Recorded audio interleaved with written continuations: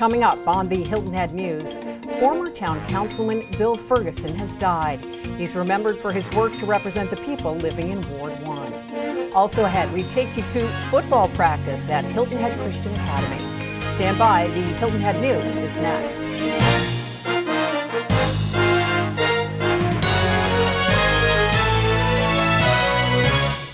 Welcome to the Hilton Head News. I'm Allie McNair.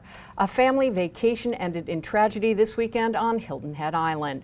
Saturday afternoon, beachgoers discovered the body of 67-year-old Madeline Rod floating in the ocean near Singleton Beach Road. Rod was on vacation with her son, his wife, and their 3 children.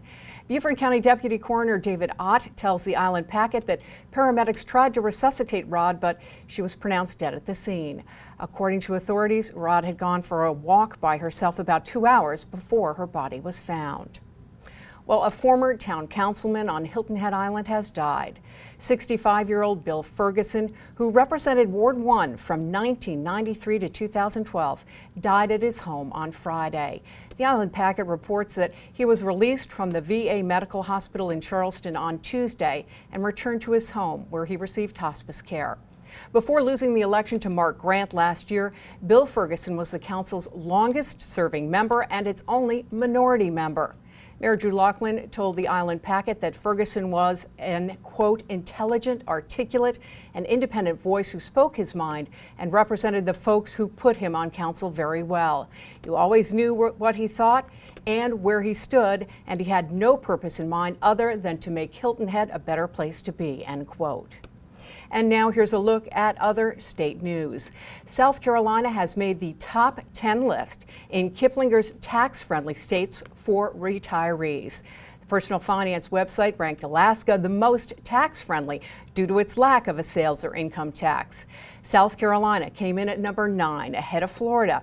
The Palmetto State scored well in Kiplinger's ranking because, in addition to Social Security benefits being exempt from state income tax, each senior can deduct another $15,000 of income from any source starting at age 65, and that's after counting their federal tax deduction. Also, homeowners in the state at age 65 are exempt from property tax on the first $50,000 of the value of their legal residence once they've applied for the homestead exemption at their local county auditor's office. Well, it's round 2 for accepting bids on a $10 million data security contract with the state of South Carolina. Last Friday, Governor Nikki Haley said state officials received 3 bids from companies, but none qualified because they didn't meet the state's qualifications. Now, the State Budget and Control Board has issued a new request for proposals, asking companies to submit bids again, this time to meet revised qualifications. Bidding for the contract comes almost 1 year after an international hacker stole the personal financial information of 6.4 million South Carolina residents, their children, and businesses from tax forms filed with the State Department of Revenue. Beaufort Memorial Hospital is partnering with the University of South Carolina and the Medical University of South Carolina to study end-of-life care in the Low Country. The goal, to find out what types of care are most helpful to seriously ill patients who live in rural communities with limited medical access. The hospital is looking for Beaufort County residents who have end-of-life care experience to be part of focus groups so researchers can gather information about how patients and families wish to be treated when they're receiving palliative care. Well, telemedicine, the technology that allows doctors to treat patients long distance via secure video and audio links, will be used more often in South Carolina now that it has the backing of 2 of the state's major insurers. The state newspaper reports that Blue Cross Blue Shield of South Carolina and Blue Choice Health Plan of South Carolina have said they'll begin to pay claims for some telemedicine services.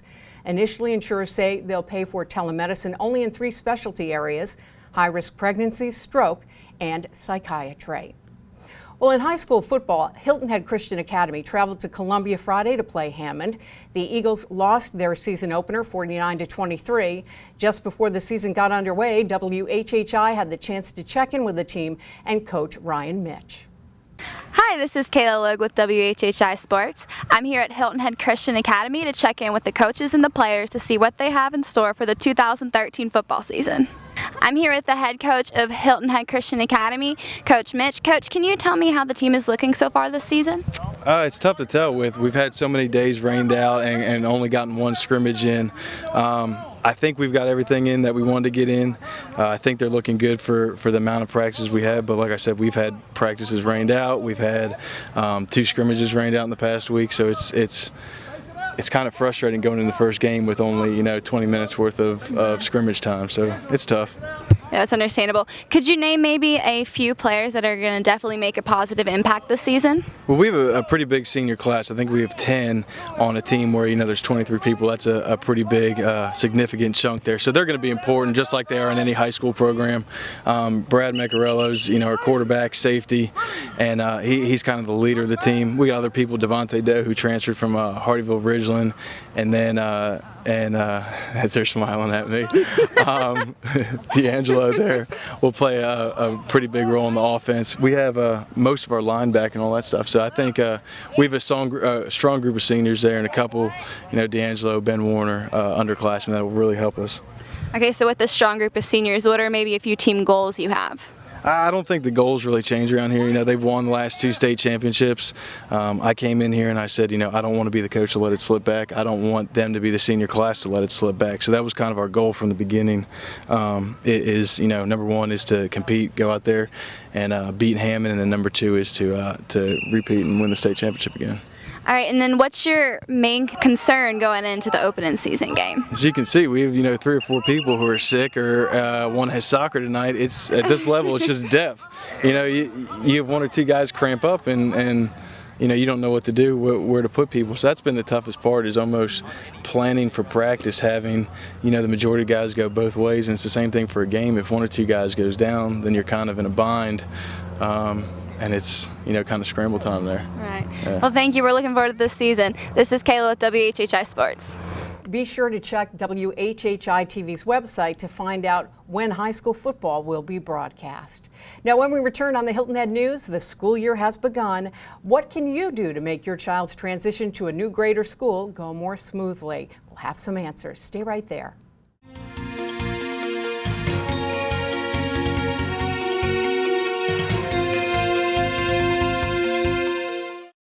I'm here at the top of the Harbortown Lighthouse with Nadia Wagner. She's the lighthouse keeper. Nadia, this is a Hilton Head icon, but many people don't realize it's so much more. It is, Debbie. The view is so thrilling. Many people don't realize you can climb to the top. We've had many marriage proposals, even weddings. You can shop at the top for gifts you won't find anywhere else and wave to friends and family on our live webcam. It's the high point of the Low Country. You do not want to miss this view. What's the admission cost, Nadia? It's only $375 per person, and kids 5 and under are free. Make this a must-see while you're here on Hilton Head. Thanks, Nadia. Thank you. See you soon.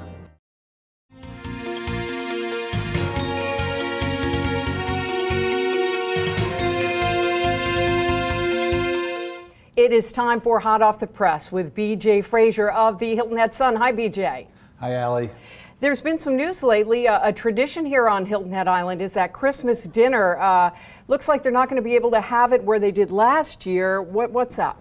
Well, as you mentioned, every year the free Christmas dinner. Last year, I think they served about 1,000 diners to those in need. And unfortunately, through the best interest of those involved, the beach house is not going to be available again this year to host the dinner because they're doing renovations. Last year it went to Enchiladas, and the year before that to the beach house. So the beach house is saying, okay, you can use our ballroom, but we don't have any kitchen facilities. So they need a new location. They're searching frantically to find one. So if anybody out there has a dining establishment that can hold 1,000 people or serve 1,000 people, in December, that would be fabulous. If you do have one, call Barb O'Connor at 705-5370. Yeah, let's hope we end up hearing some good news with regard to that, BJ.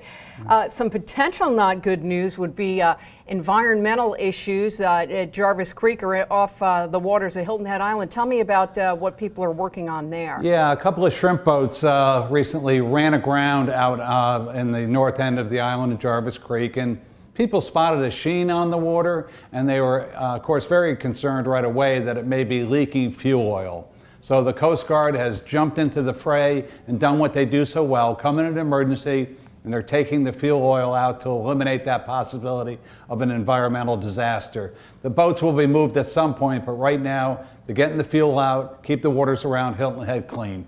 Well, that's priority number one. We're going to let you end with some good news on this edition of Hot Off the Press with regards to Habitat for Humanity. That's right. The local branch of JP Morgan Chase has donated a property, foreclosed property that they had in the gatherings to Habitat for Humanity. Now, usually Habitat, as we know, just renovates homes, fixes them up, builds them, and so forth. But since this was a donation, they'll be able to actually market the property, sell it, and take the proceeds from that and put it towards more renovations and more building in the Glen where they started. They've renovated and built over 90 homes since their inception, so this is fabulously good news. It's always great to hear about the good work being done by individuals, volunteers, and companies. BJ Frazier of the Hilton Head Sun, thanks so much for your time. Thank you, Allie.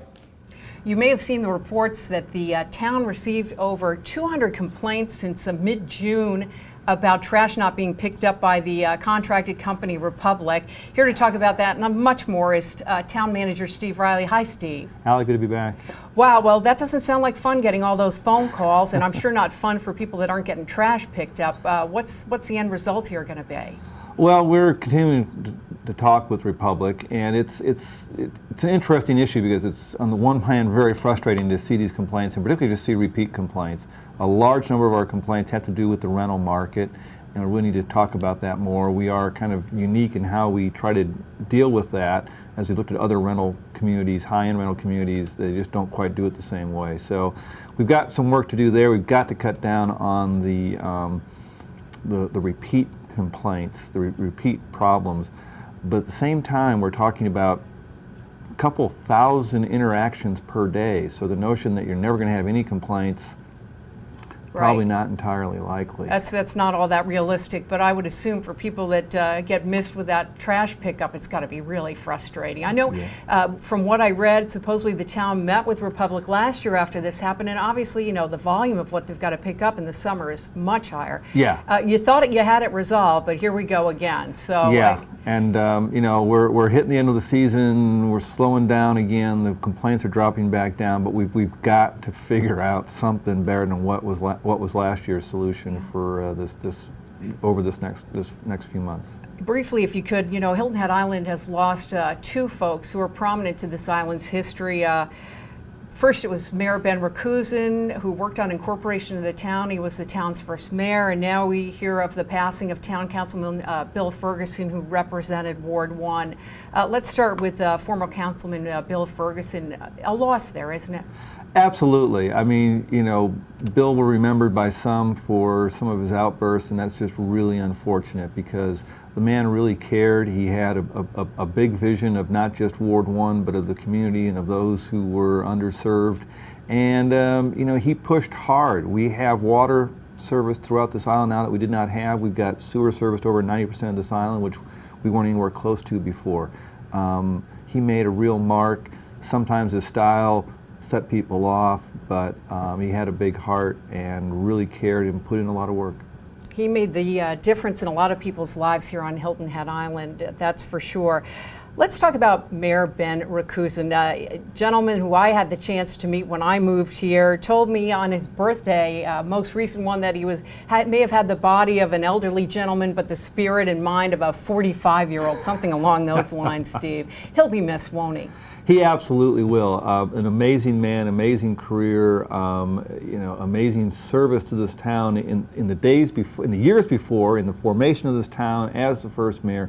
Set a heck of a framework for those who came after him, and set a real example for how you conduct yourself after you've left office. Right, and I even remember too that when we had that mayoral race back in 2010, he attended a debate, I believe put on by the League of Women Voters, and gave me some comments on that, saying he was impressed by all the candidates. So really enjoyed talking with him, and I'm sure he'll be missed. Steve Riley, Town Manager of Hilton Head Island, as always, thank you for joining us here on the Hilton Head News. See you next month.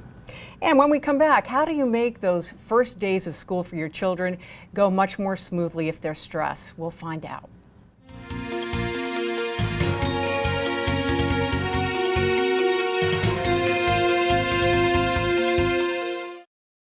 The Westin Hilton Head Island Resort and Spa is celebrating its grand renewal. Relax and unwind at the totally renovated resort featuring new pools, lush gardens and courtyards, guest rooms, ballroom, main lobby conservatory, and more. Enjoy family fun on the beach, improve your game with unparalleled golf, indulge your senses with newly inspired low-country cuisine in our refreshed restaurants including Oceanfront View 32 and Barony Bar, and rejuvenate at the Heavenly Spa. Stay for a night, a weekend, or more at the Westin Hilton Head Island Resort and Spa. Be well, be Westin.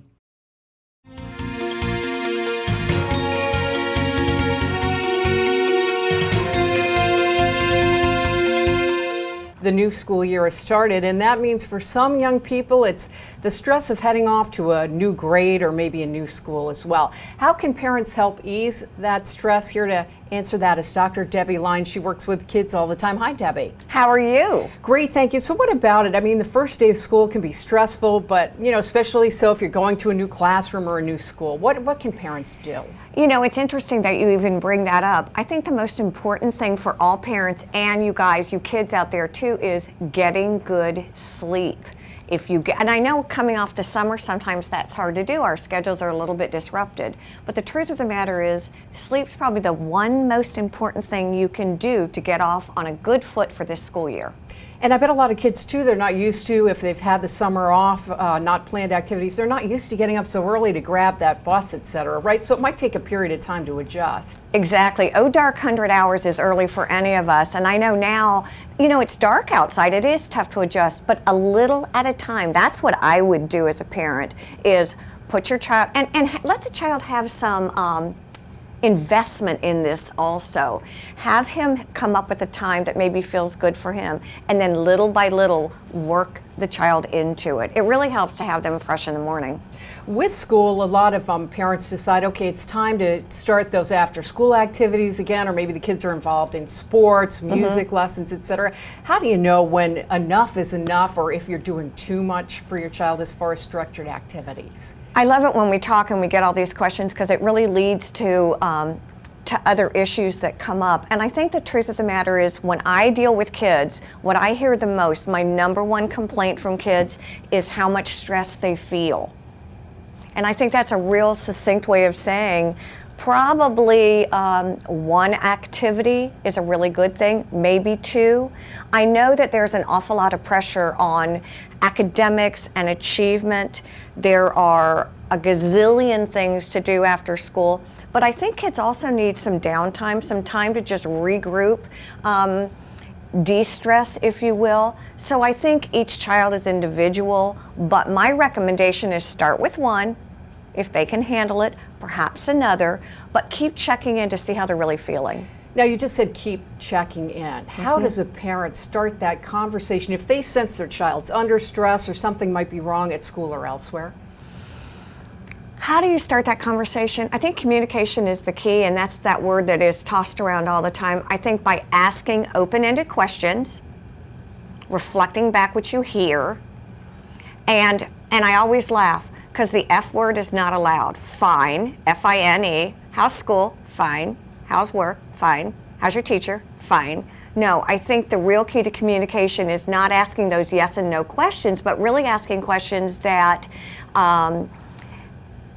really asking those questions that a child can answer with a lot of different words. You'd be amazed what you will hear, and they want to tell you, they really do. The other key, I think, moms and dads, I know when my kids would get in the car, I'd be like, how's school, what's going on, what'd you do today? And they're dead meat, they're tired. And I think giving them a little bit of time to kind of regroup and then asking questions is always a great way to do it. Well, Dr. Debi Lynes, great advice for parents as their kids head off to school this fall. Thank you so much for your time. Thank you, I really appreciate it. And when we come back, we're going to hear from Nancy Watts on where to go on Hilton Head Island and beyond. Stay right there.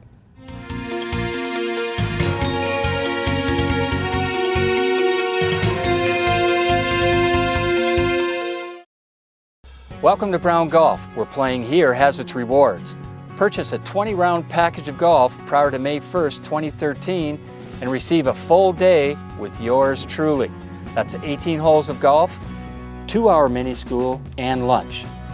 To purchase that package, go to browngolfmanagement.com. That's browngolfmanagement.com. Now, let's go humble the golf course.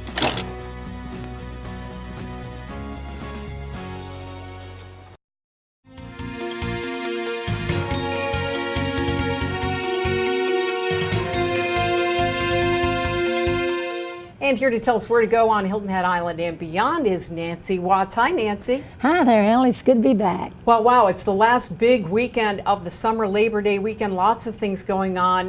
One in particular, a golf tournament you can tell us about, right? That will end the month and begin the new one with a real splash. That's going to be that's always been a good thing, though. They raise a lot of money for charity, island charities. They have a good time. They bring TV stars, sports stars to the island, and we have a good time here. I know, celebrity golf tournament, lots of fun, especially if you do like to see people live and in person. It's really a good opportunity to do so. Now, I know it's 3 days long. They're going to play at different golf courses too, right? Robert Trent Jones is going to be the Friday course, right. And that'll be right on the ocean. And if you didn't like seeing any of the guys, just go out there and enjoy that ocean. It's just beautiful out there. Right, and Wexford's Arnold Palmer course is Saturday, Sunday, Harbor Town, so it should be a great time.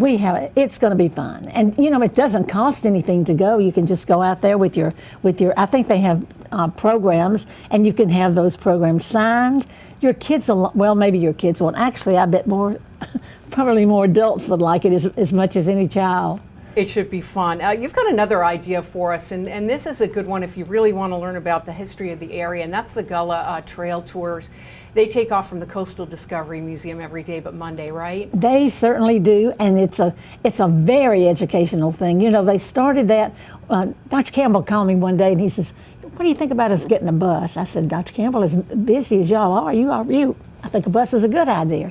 And the bus makes it convenient, makes it comfortable, makes you want to have a good time. And they go to 10 different neighborhoods and check it all out, and they talk about it because it's their people talking about their communities from way back. Yeah, I know, having spoken with Dr. Emery Campbell, he's so articulate. I'm sure I could listen to him for hours tell me about the history of the island.